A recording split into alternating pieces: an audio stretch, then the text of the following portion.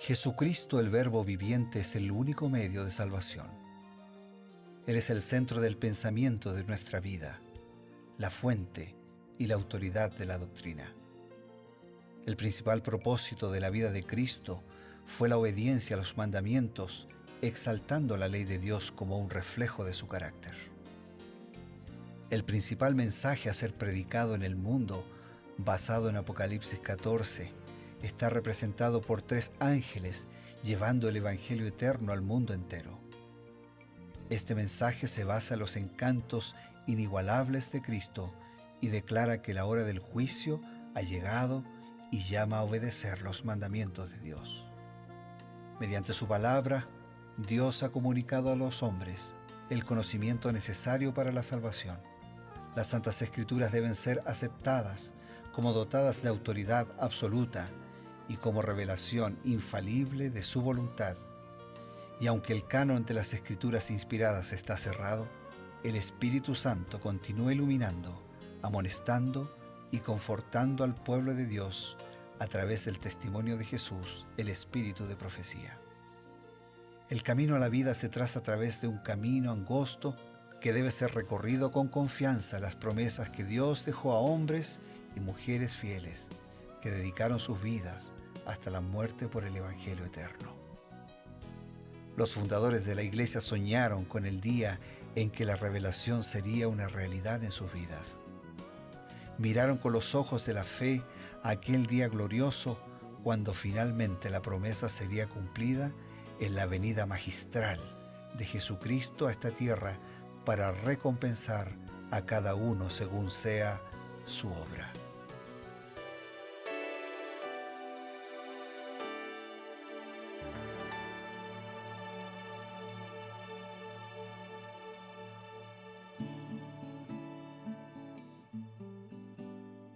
Queridos amigos, estamos para comenzar su programa Creed en sus profetas.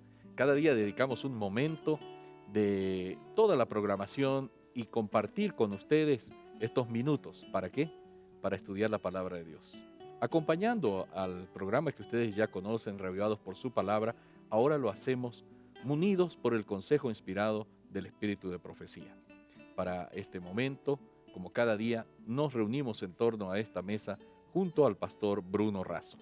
Gracias, Pastor Eber, gracias a Dios, gracias amigos, gracias hermanos y gracias por la palabra que tenemos, la palabra del Señor, esa que hoy buscamos profundizar un poquito más a través de los escritos de Elena de Huay, deteniéndonos en el capítulo 5 de Ezequiel. Y oramos y anhelamos que no sea simplemente conocer un poco más, sino aplicar mejor el mensaje de Dios a nuestra vida. Justamente estamos para comenzar Ezequiel capítulo 5. Es la continuación, no hay una división entre el capítulo de ayer, el capítulo 4. Ahora continúa, ¿qué cosa? Está describiendo el sitio de Jerusalén. Es una descripción bastante dura. Hay una situación de desesperación, no hay comida. La gente está pensando en hacer locuras para poder alimentarse. Y entonces, en medio de esta descripción, aquí en el versículo 12 de Ezequiel capítulo 5, dice: una tercera parte de ti morirá de pestilencia, será consumida de hambre en medio de ti, una tercera parte caerá de espada, una tercera parte esparciré por todos los vientos, etcétera, etcétera. Muchos se preguntan si Jerusalén era la capital del pueblo de Dios, ¿por qué Dios permitió que Jerusalén fuera destruida? En el libro El Ministerio de las Publicaciones, página 195, podemos leer: ¿por qué permitió Dios que Jerusalén fuera destruida por fuego la primera vez? ¿Por qué permitió que su pueblo fuera vencido por sus enemigos y llevado cautivo a países paganos? Fue porque habían sido infieles en su tarea de ser misioneros y construyeron murallas de separación entre ellos y la gente que vivía a su alrededor. El Señor los esparció para que el conocimiento de su verdad fuera llevado a todo el mundo. Si hubieran sido leales, fieles y sumisos, Dios los habría llevado nuevamente a su tierra. Entonces el Señor tuvo que permitir esa salida, esa destrucción de Jerusalén. Dios tuvo que permitir ese peregrinar por otros lugares para que donde fueran pudieran cumplir con el propósito que Dios les había dado, de compartir la fe, de compartir el plan de Dios y de compartir la esperanza que se origina en el corazón de Dios. Interesante, quiere decir, pastor, que Dios utilizó esa situación precaria, esa situación mala que llegó a tener Jerusalén, no por voluntad de Dios, sino porque ellos cosecharon lo que sembraron, pero lo usó Dios para que al estar esparcidos se preparara al mundo para la venida del Salvador. Claro, o sea, lo podrían haber hecho sin necesidad de pasar por esa experiencia, Claro. pero como no lo hicieron, Dios de alguna manera forzó la situación para que a través de ese exilio y de ese peregrinar por otros lugares pudieran sí compartir la fe y eso preparara a la comunidad de aquel entonces para la primera venida del Señor. Qué bueno.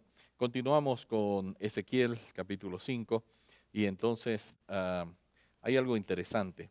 El versículo 14 dice, te convertiré en soledad y en oprobio entre las naciones que están alrededor de ti a los ojos de todo transeúnte. La suerte de Jerusalén y de Judá estaba echada. Ellos poco a poco habían ido separándose al punto que prácticamente, y dicen los profetas, llegaron a practicar las mismas cosas que los paganos, todas esas perversiones de la religión que llegaban a desvalorizar completamente al ser humano. Los niños eran sacrificados, habían perversiones de todo tipo y fueron alejándose. Lo cual era mucho más serio porque los otros no conocían. Claro. Pero estos habían llegado a conocer la bondad, el amor, el poder de Dios, las promesas de Dios, y así todos se alejaron de Dios. Ahora, aplicándolo a un término actual, ¿cómo un cristiano puede ir alejándose más y más de Jesús, conociendo ya el amor y la misericordia de Dios? En el libro Testimonios para la Iglesia, tomo 5, página 587, Elena de White sintetiza una respuesta para ti y para todos nuestros amigos. A veces pienso que nosotros no apreciamos debidamente lo que fue comprado por la sangre de Jesucristo, a saber, la redención del alma. Cuando considero el precio infinito pagado por la redención de almas individuales, pienso, ¿qué si esa alma finalmente se pierde? ¿Qué si rehúsa ser un alumno en la escuela de Cristo y deja de practicar la mansedumbre, la humildad y no lleva sobre sí el yugo de Cristo? Esto, mi hermano, ha sido su mayor fracaso. Si se hubiera consultado menos a sí mismo y hubiera hecho de Jesús su consejero, sería ahora usted poderoso en gracia y en el conocimiento de Jesucristo.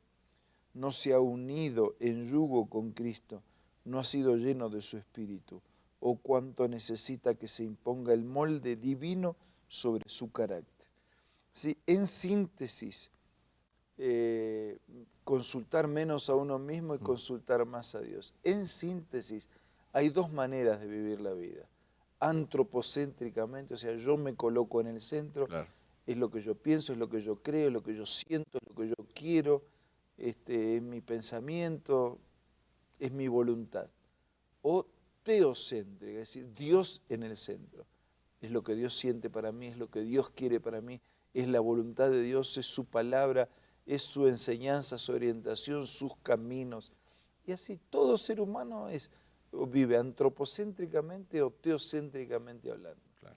Esa fue la razón de la ruina de muchos en el pasado y es la razón de la ruina de muchos en el presente y puede serlo también en el futuro. Por eso es muy importante que tengamos esa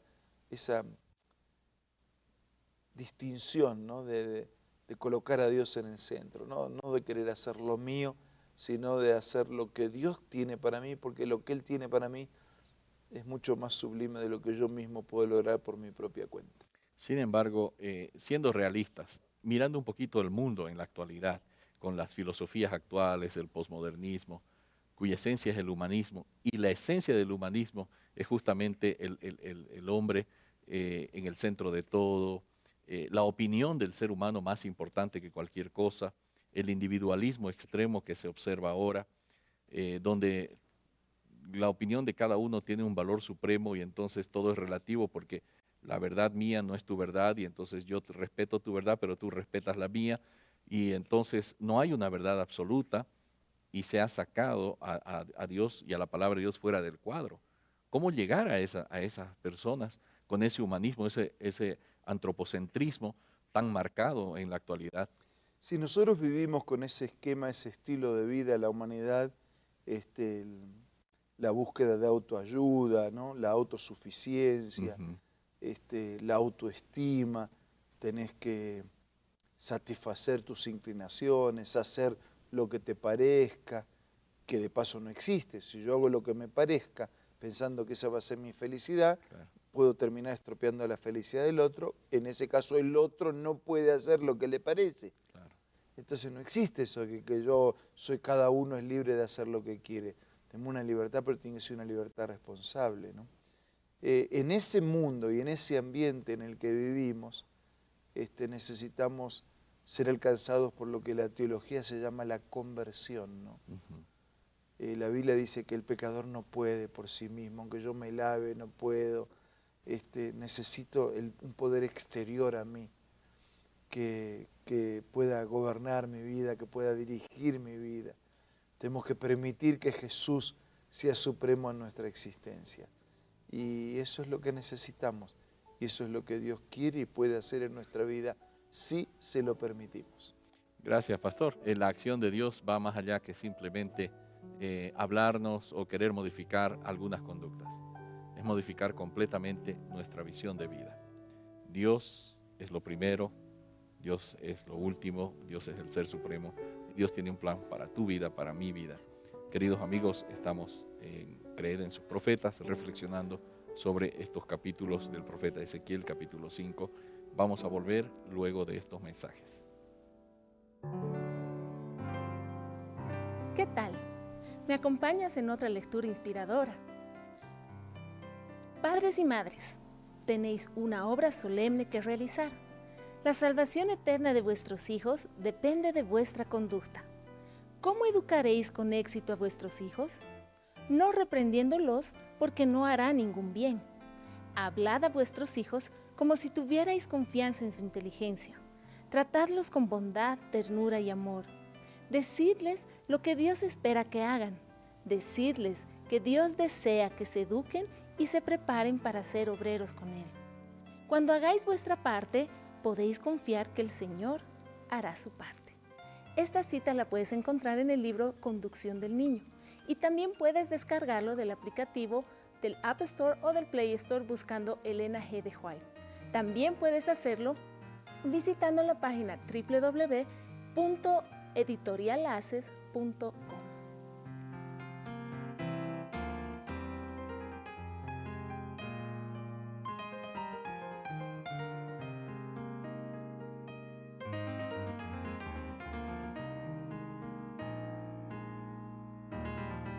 Continuamos su programa Creed en sus profetas y tenemos siempre un consejo oportuno. Solo para compartir la declaración de San Pablo, que espero sea la de todos nosotros también, cuando él dijo: ya no vivo más yo, más vive Cristo en mí, y lo que ahora vivo, lo vivo por fe en el Hijo de Dios. Que Cristo pueda ser supremo en nuestra vida y que nuestra vida tenga el sentido y el significado por el cual Dios la ha establecido. Ahora vamos a orar. Señor, perdónanos porque muchas veces nos colocamos como centro del paisaje, de la escena, del escenario. Por eso te pedimos que nos bendigas y que Jesús pueda ser el centro de nuestra vida. Que en verdad pueda ser soberano en nuestra existencia y que su carácter, su presencia, su palabra puedan conducir nuestra vida en armonía con tu voluntad. Bendice a todos nuestros amigos, te lo pido, te lo agradezco, en el nombre de Jesús. Amén. Amén. Gracias, amigos, nos despedimos solo por unas horas, porque el día de mañana, Dios mediante, estaremos a través de la señal del Nuevo Tiempo, señal de esperanza, en su programa Creed en sus profetas. Hasta entonces.